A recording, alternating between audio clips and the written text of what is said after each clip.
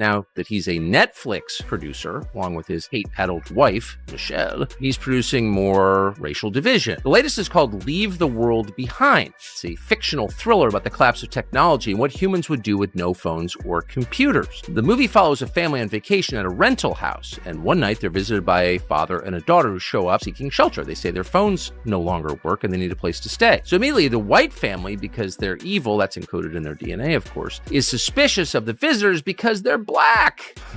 And it goes on and on and on like this. Here's a clip. I'm asking for you to remember that if the world falls apart, trust should not be doled out easily to anyone, especially white people. Can't trust white people. They're evil. This is the guy, remember, who became famous at the Democratic Convention in 2004 by telling us there is no white America, there's no black America, it's just one America. But of course, that's not really a profit model in politics, is it? So he's been stoking race hatred ever since, and the disarray around us is the result. And our latest target, as you will see in this little trailer for tomorrow's bigger piece, is Michelle Obama. Watch. Oh, man. A former first lady with her own podcast. I'm Michelle Obama. People line up for my advice. No, not her. This former first lady. I'm Megyn O. People need to hear from me. Many people don't understand. Not much is covered in the White House. It's expensive to live in the White House. We made it through. We got out alive. But what happened to me? What happened to me? No one talks about it. No. When Megyn Kelly and Tucker Carlson zero in on Barack Obama, it's not just a roast. It's a full-scale political demolition, executed with sniper precision. There's no sugarcoating, no recycled talking points, just raw, unfiltered truth cutting through the carefully crafted image of the teleprompter king. They peel back the charm to reveal the hollowness underneath, shredding the illusion that style can hide a legacy built on missed promises and media worship. This isn't polite commentary. It's ruthless, hilarious, and devastatingly honest. Obama didn't just get challenged. He got blindsided by a storm he never saw coming. These are the kinds of things that I just miss, right? So I don't even know this stuff's going on. Right. And then somebody will mention it to me, and I'm all like, what are you talking about?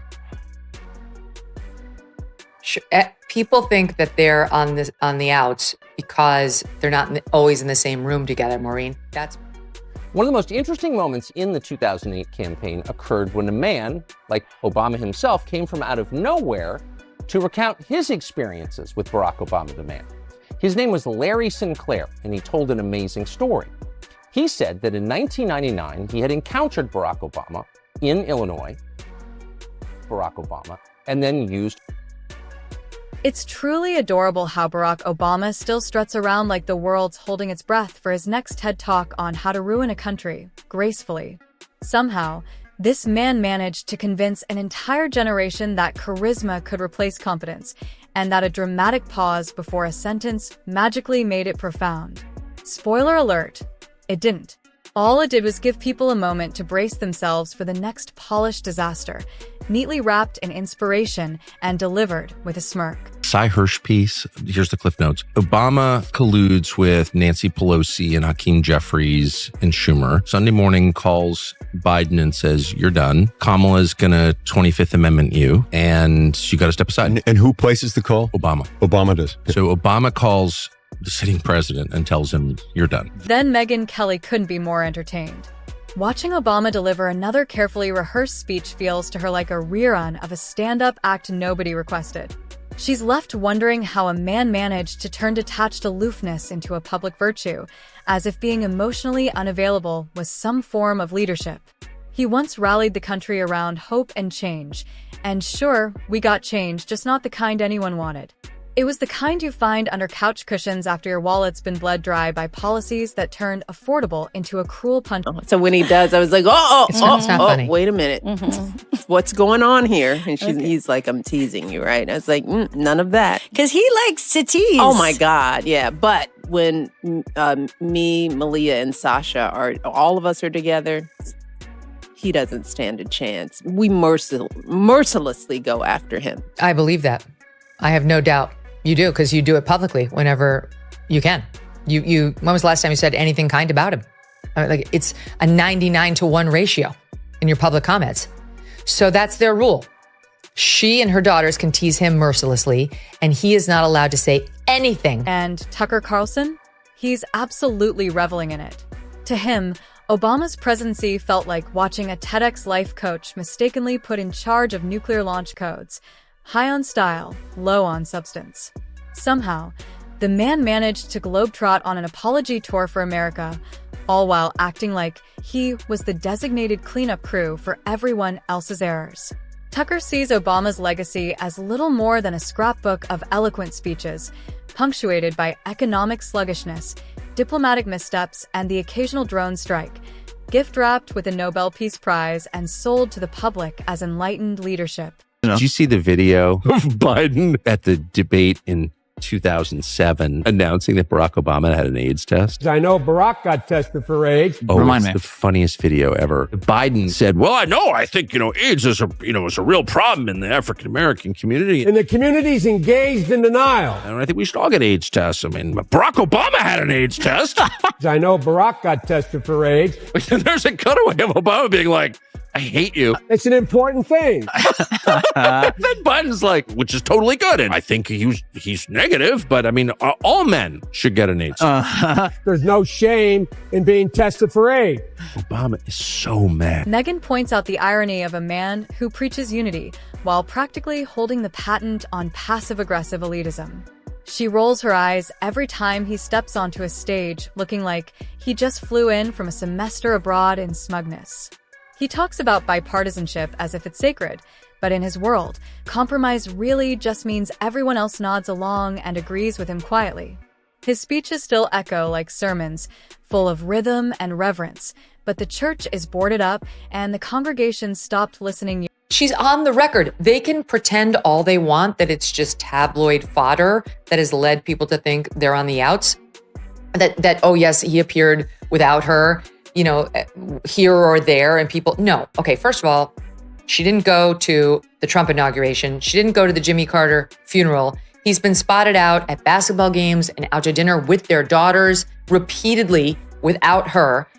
You'd be hard-pressed to find a recent picture of the two of them together. Tucker can't help but laugh at the idea that Barack Obama was ever seen as a transformative leader. Transformative how, exactly? He turned Middle East policy into a global punchline, turned healthcare into a bureaucratic Rubik's Cube, and turned race relations into the kind of sequel Hollywood would reject for being too tone-deaf. The only real transformation was in the size of government, and the number of people pretending they knew what quantitative easing actually meant. Then there's the Netflix original where Obama interviews himself and still finds a way to interrupt. Tucker chuckles at how Obama weaponized calmness, delivering abstract metaphors and moments that demanded clarity. Every time the country needed direction, he gave them a literary maze. When leadership was needed, we got lyrical detours. When urgency knocked, he answered with vibes. Tucker swears Obama once responded to a financial crisis by comparing it to a jazz solo. No rhythm, no plan, just poetic improvisation while the house was on fire. This 16-page document, and they say, Mr. President-elect, wait till you see the cool things we're doing all around the world. And they've sucked him in. They made him one of the guys. And then we get the feedback at the CIA. Oh, the president loved this. The president had a follow-up question on that. Oh, the president said, oh my God, when he read this. Well, it almost sounds like you're psychologically profiling the president. Oh, I think that's exactly what they do. And so they use the tools that they have employed for decades to subvert foreign governments to subvert their own government. Megyn remembers how Obama constantly preached transparency while operating like a magician who never revealed the trick. Everything hidden behind $10 words and a fog of polished intellectualism. She imagines him reading the Constitution like it's a choose-your-own-adventure book where every path leads to more bureaucracy and federal overreach. And then there's that infamous tan suit. Tucker still cracks up over it. The media didn't melt down because it was inappropriate, but because it was the only remotely interesting thing to happen during a summer drowning in scandals and press conferences that sounded like NPR had a baby with a snooze button. Obama had a gift. He could make anything boring. Megyn says she's seen less abstract rationalization hanging in modern art galleries. Every time he stumbled, the media jumped in to explain how it was actually a high-level, subtle form of leadership. Leading from behind, they called it, as if sleeping through a crisis was suddenly a bold strategic move. Speaking of Barack Obama, he decided to drop a post on X today, and I thought, okay, maybe in the wake of the Pete Hegseth presser, he's going to say something like, no matter how you feel about the Iranian strike, hats off to our, boys in blue, our guys in the bombers. He went a different way. This is what it was. Curious how you're thinking about this eulogy specifically in the moment and all the tensions that you just brought out. I didn't even want to talk. I was so mad. Part of the reason I think I ended up having anything to say at that moment was when I heard some of the victims' families forgive the shooter. And I thought, all right, let's see if maybe this is a way America can hear me at this moment. Tucker jokes that Obama's idea of strength was hosting a summit on masculinity while America quietly handed its dignity over to global bureaucracies. He recalls the irony of Obama warning the world about misinformation while casually dropping ideological soundbites that made people wonder if their brains were buffering. Megyn still marvels at how he managed to make healthcare more expensive while convincing millions it was a deal. Pure sleight of hand. Premium soared, deductibles ballooned, networks shrank, but give it a feel-good name, deliver it with gravitas, and suddenly people are applauding their own financial gut punch. As for foreign policy, Tucker boils it down to 3 words: apologize, retreat, repeat. And Megyn's favorite chapter? The late-night comedy tours. At some point, the President of the United States appeared on more sitcoms than actual sitcom actors. Legislation? Forget it. He had punchlines. Crisis management? Who needs it when you've got charm? The Oval Office started to feel less like the West Wing and more like the Green Room at Saturday Night Live, only with better lighting and fewer laughs. But I'd never read that Donald Young, this man Donald Young, called you and told you that he knew you'd had sex with Barack Obama. That was the contact in late 2007 that I had that originally came under the guise that they were part of the Obama campaign. So who really? Tucker grins, pointing out that every time Obama tried to sound relatable, it felt like watching a college professor awkwardly attempt to rap in class. Cringy, forced, and secondhand embarrassing. He tossed around slang like it was a foreign language he picked up from a BuzzFeed quiz, never quite landing the tone.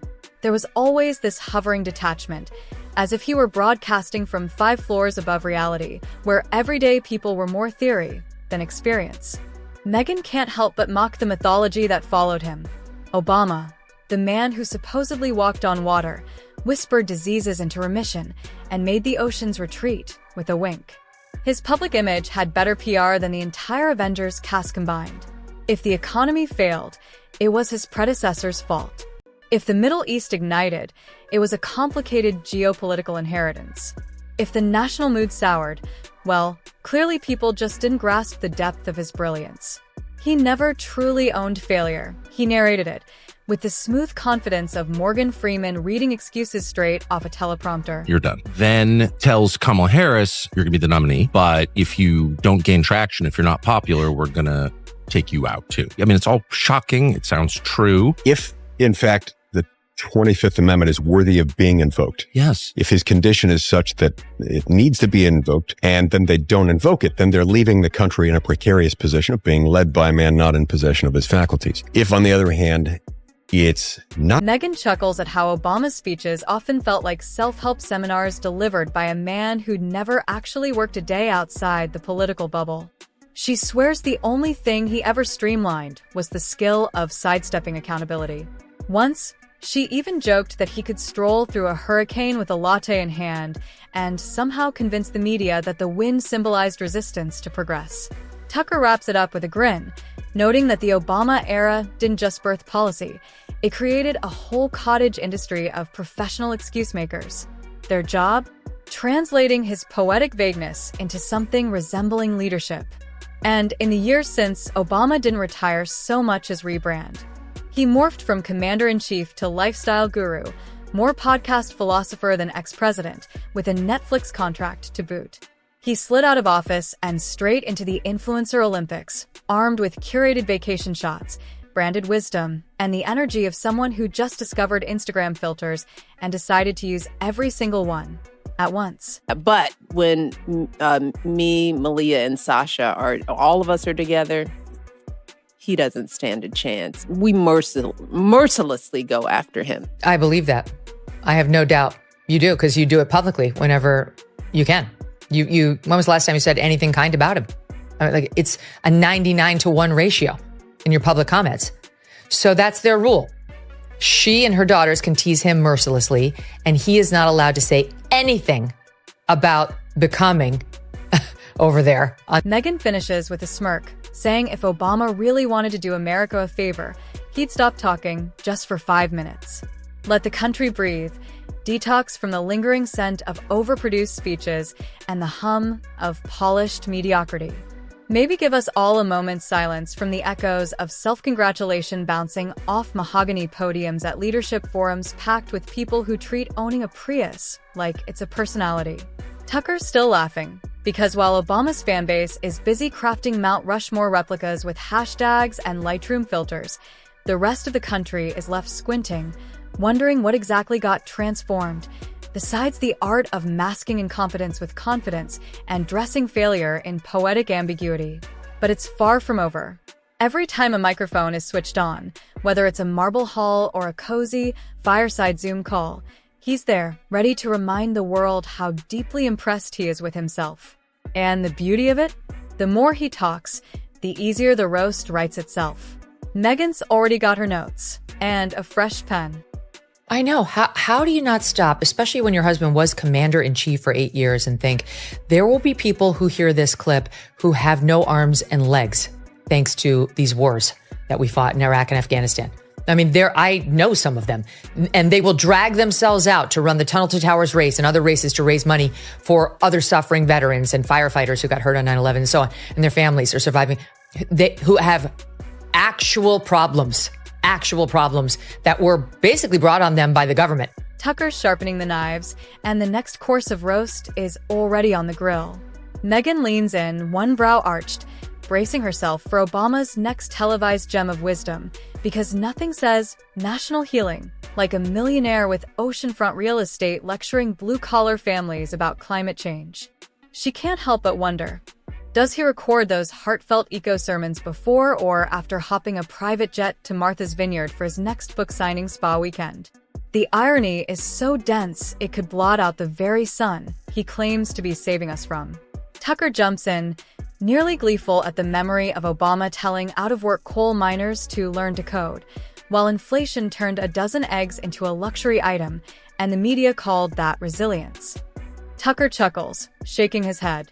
Obama could torpedo a battleship with a metaphor and still get a standing ovation for the splash. It's not that he was misunderstood. It's that seeing him clearly meant recognizing the carefully veiled mess behind the performance. The deeper you dig, the more obvious it gets. Obama wasn't the wizard, just the guy behind the curtain yanking levers, praying no one noticed the sparks flying out the sides.